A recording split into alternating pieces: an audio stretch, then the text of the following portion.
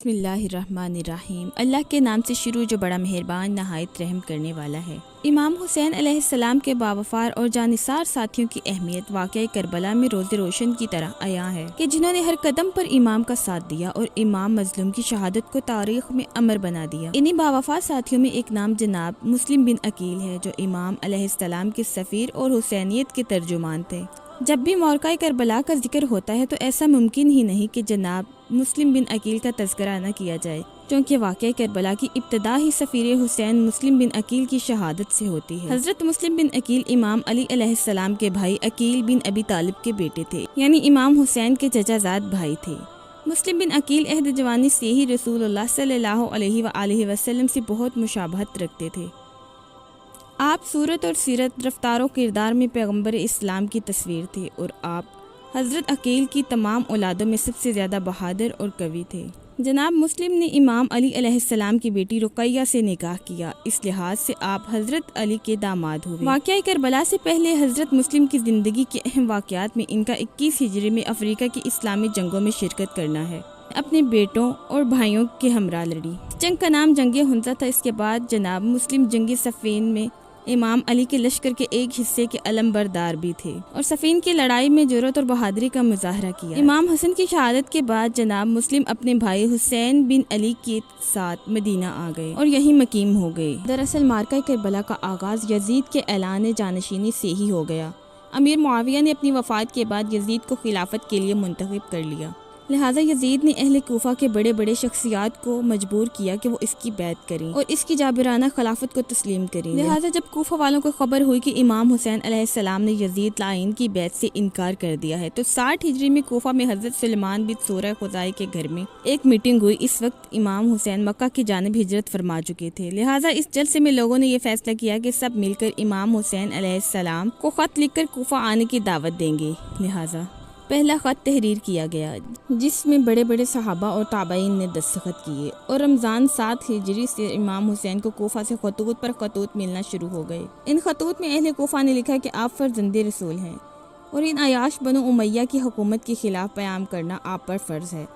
آپ ہمارے امام ہیں، لہٰذا اگر آپ نے یزید کے خلاف ہمارا ساتھ نہ دیا تو روزہ قیامت ہم آپ سے سوال کریں گے۔ کوفیوں کے خطوط کی کثرت دیکھتے ہوئے امام حسین علیہ السلام نے کوفہ کے حالات کا جائزہ لینے کے لیے اپنے چچا زاد بھائی مسلم بن عقیل کو اپنا نمائندہ اور سفیر بنا کر کوفہ بھیجا۔ حسین ابن علی نے مسلم کو یہ حکم دیا اپنے اس سفر کو خفیہ رکھیں، لوگوں سے ملیں اور اگر کوفہ کے لوگ امام کے ساتھ دینے پر راضی ہوں تو وہ واپس آ کر انہیں بتائیں۔ ایک لمبے اور سخت سفر کے بعد مسلم جب کوفہ پہنچے تو وہاں مختار ثقفی کے گھر میں قیام کیا۔ جب شیعان علی کو مسلم کے آنے کی خبر ہوئی تو وہ مختار کے گھر آنا شروع ہو گئے۔ حضرت مسلم بن عقیل نے دیکھا کہ کوفہ میں یزید کے خلاف ایک عوامی لہر اور انقلاب برپا ہے۔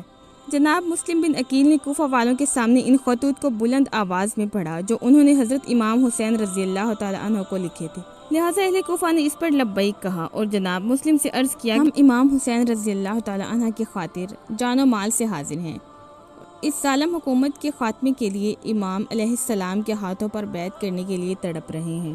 لہٰذا لوگوں نے مولا حسین علیہ السلام کے نام سے مسلم بن عقیل کے ہاتھ پر بیعت لینا شروع کیا اور ایک دن میں تقریباً 18,000 لوگوں نے بیعت کی۔ لہٰذا حضرت مسلم نے امام حسین کو خط روانہ کیا کہ آپ کوفہ تشریف لے آئیں، یہاں کے حالات آپ کے حق میں سازگار ہیں اور ایک عظیم الشان لشکر آپ کا منتظر ہے۔ لیکن جیسے ہی یہ خبر یزید کو پہنچی کہ کوفہ کے لوگ بغاوت پر آمادہ ہیں اور اہل کوفہ مسلم کے ہاتھوں بیعت کر چکے ہیں تو اس نے بصرہ کے ایک ظالم گورنر جس کا نام عبید اللہ ابن زیاد تھا اسے کوفہ روانہ کیا اور اسے حکم دیا کہ اہل کوفہ کی بغاوت کو سختی سے کچل دیا جائے اور مسلم بن عقیل کے سر کو کاٹ کر شام بھیجا جائے۔ چنانچہ فوراً ابن زیاد کوفہ پہنچا اور وہاں کی گورنری سنبھالی۔ جناب مسلم بن عقیل مختار ثقفی کے گھر سے صحابی رسول ہانی بن عروہ کے گھر منتقل ہو گئے۔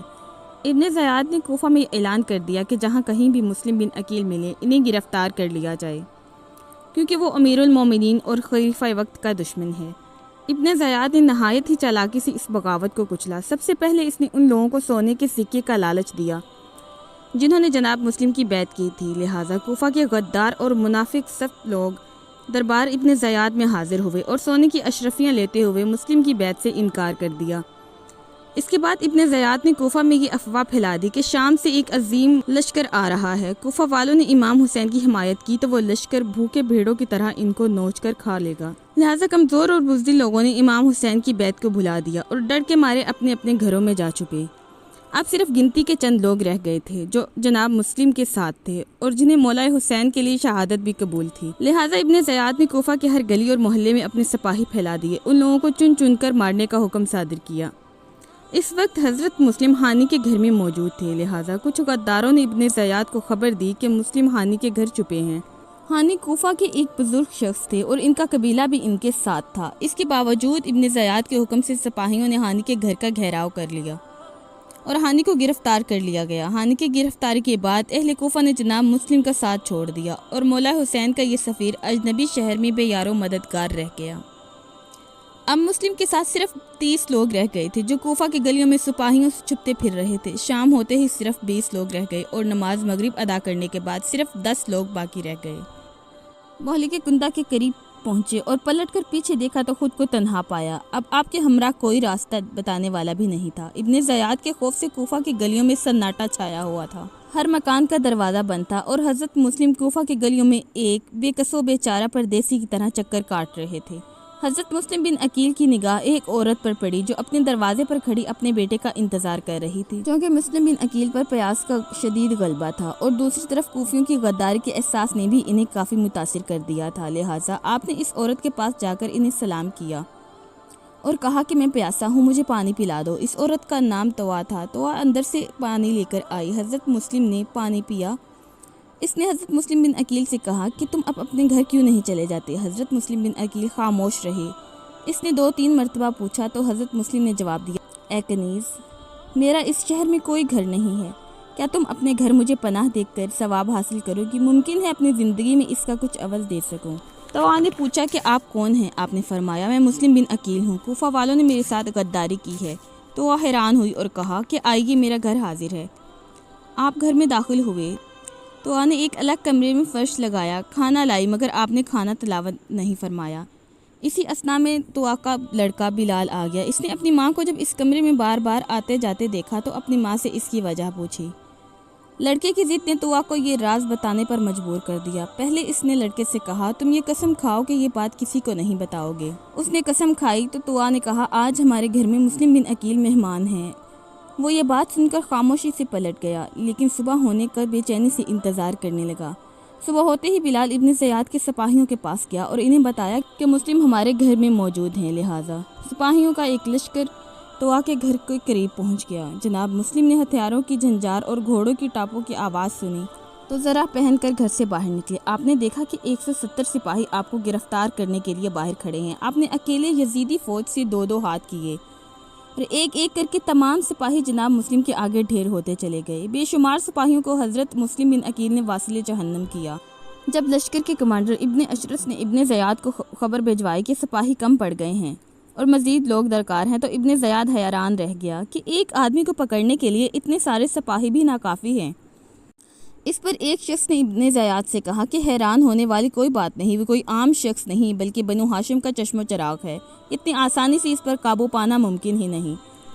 حضرت مسلم بن عقیل زخموں سے چور تھے، اس کے باوجود سپاہیوں کے حوصلے پست ہوتے نظر آ رہے تھے۔ وہ سمجھ گئے کہ اس ہاشمی جوان کے مقابلے کے لیے شیر کا جگر چاہیے۔